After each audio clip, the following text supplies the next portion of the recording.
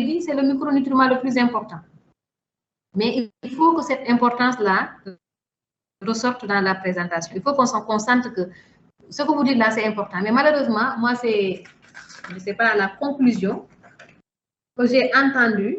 Non, c'est dans le traitement de la prévention tertiaire que j'ai entendu trouble du développement cognitif. J'ai dit, ouf, au moins, on parle de trouble du développement cognitif.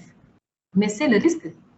Prof Abou vous a dit, vous n'avez pas parlé de pronostic. Ce n'est pas possible. On ne peut pas parler de carence martiale dans l'intérêt et se limiter à l'épidémiologie. C'est d'ailleurs cette épidémiologie vaste, étendue, répandue, surtout dans nos pays en développement, avec prioritairement les enfants qui présentent des défauts d'abord. Vous n'avez pas parlé de la malnutrition. Vous savez, l'anémie, la carence martiale, c'est le lit de tous les maux. Mots avec M-A-U-X. Chez les enfants, la carence martiale, c'est le lit de tous les maux. Vous avez un enfant qui vient à l'hôpital, il est malade, il fait une pneumonie, il fait une diarrhée, il fait une infection cutanée, un abcès, un panané, je ne sais pas quoi. Faites-lui la numération, vous allez voir. Il aura une anémie hypochromicrocytaire. Et dans la chronologie, et je crois que ceci a manqué également dans la leçon, dans la chronologie, vous n'avez pas expliqué comment se font les désordres. La physiologie des désordres, c'est important. Cette physiologie des désordres vous permet de comprendre l'aboutissement. La carence, vous avez dit, le premier stade de la carence, c'est la baisse de la ferritine. La ferritine, c'est quoi? La ferritine, c'est la réserve. Ce que je dis aux étudiants, la réserve, c'est quoi? La réserve, c'est l'économie. Vous êtes étudiant, bon, vous êtes médecin, hein, je donne un exemple d'étudiant à la fac de 5e année. Vous êtes étudiant, vous avez votre bourse, vous faites le plan du mois. Voilà, ça c'est la nourriture, ça c'est le loyer, ça c'est le transport, etc. Et ça c'est la réserve que je vais mettre de côté, je vais épargner au cas où j'ai des urgences. La ferritine, c'est exactement comme cela. C'est une réserve que l'organisme met de côté et que l'organisme n'utilise qu'en cas de besoin. Si cette réserve-là, elle commence à être grignotée par l'organisme, mais sachez que parce que l'organisme est carencé, c'est parce que vous avez épuisé votre budget pour la location, vous avez épuisé le budget de nourriture, de transport, vous dites, attention, je vais prendre un peu d'argent dans mes réserves et après je vais rembourser. La carence martiale, c'est exactement comme cela. Donc, si vous comprenez les choses comme ça, vous allez comprendre la suite. Si la carence, elle est compensée, parce qu'il y a eu un pédiatre qui a été vigilant, qui a vu qu'il y avait des signes, il a fait la ferritinémie, elle était basse, hop, il commence son traitement. Et les réserves, on va les restaurer. S'il y avait une microcytose, une hypochromie, elle va se corriger. Et cet enfant ne fera pas d'anémie par carence martiale. Et vous avez réglé son problème. Il va se développer correctement, il va faire une bonne scolarité, il va avoir de bons résultats, voilà. Il va être productif dans la vie. Alors que s'il avait cette carence martiale qui n'a pas été détectée, qui a continué, qui va aller vers l'anémie par carence martiale, cet enfant serait mal nourri. Vous allez le recevoir dans vos services, il va faire une malnutrition légère, ensuite modérée, et il va faire une malnutrition aiguë sévère. Ensuite, toutes les complications de la carence martiale, les infections, le développement psychomoteur qui est ralenti, ou bien une régression, le développement cognitif qui est ralenti. Vous voyez un peu? Et cet enfant-là, il va être très fragile, très vulnérable. Même si vous le traitez, cette carence profonde qui a évolué vers l'anémie va laisser des séquelles. Prof Abou vous l'a dit, sur le plan cognitif. Le fer joue un très grand rôle. Le fer et l'iode sont vraiment nutriments qui sont très importants chez l'enfant, surtout sur le développement cognitif. Beaucoup d'enfants redoublent ou bien arrêtent la scolarité à un niveau très élémentaire, tout simplement parce qu'ils ont des problèmes de carence en fer. À l'école, ils ne vont pas suivre, ils sont distraits, ils ne se concentrent pas, ils dorment sur les tables bancs, à la maison, ils ne se concentrent pas, ils ne peuvent pas apprendre, ils passent tout leur temps à dormir. Ce sont des signes de carence martiale.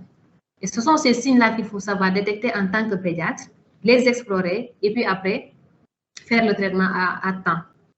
D'accord? Et cela me ramène à parler des 1000 premiers jours. Vous n'en avez pas entendu parler. Il faut remonter. Quand vous faites les rappels sur la carence martiale, vous ne pouvez pas ne pas parler de l'érythropoïèse. Parce que le fer, c'est l'élément essentiel qui intervient dans l'érythropoïèse. C'est le fer, l'acide folique, la vitamine B12.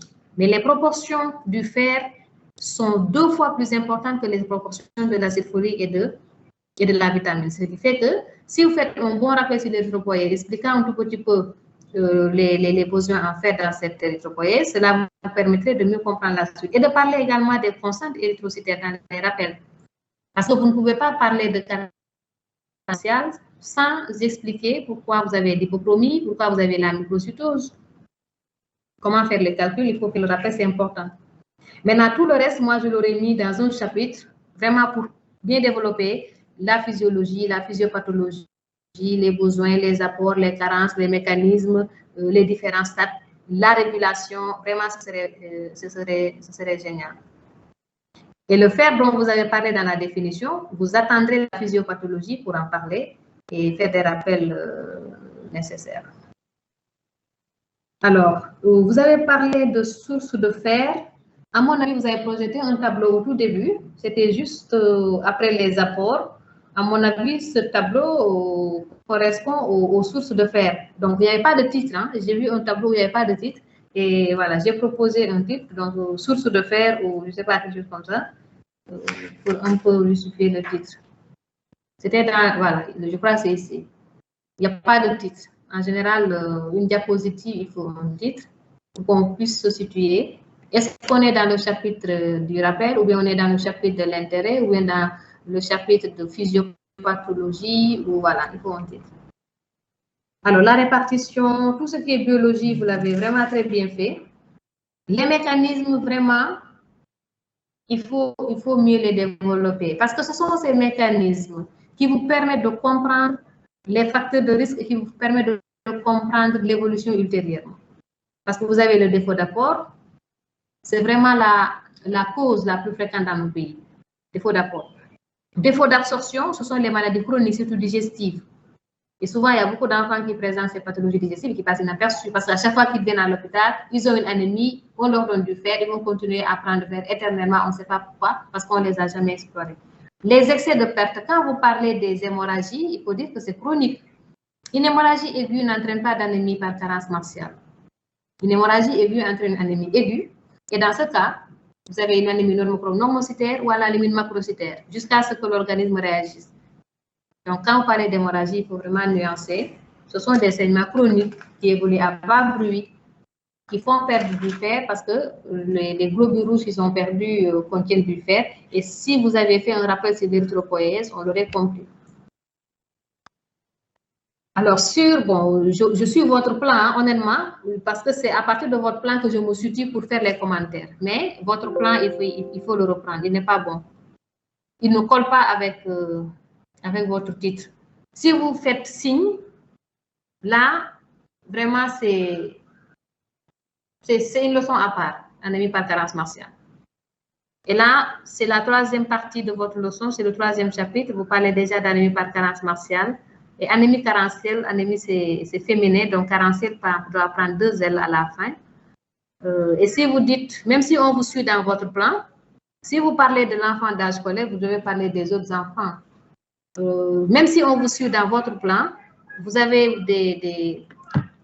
omis des parties. Par exemple, quand vous parlez d'évolution, dans une leçon, vous ne pouvez pas venir et lister les complications. Il faut nous dire sur quel élément vous dites que l'enfant a présenté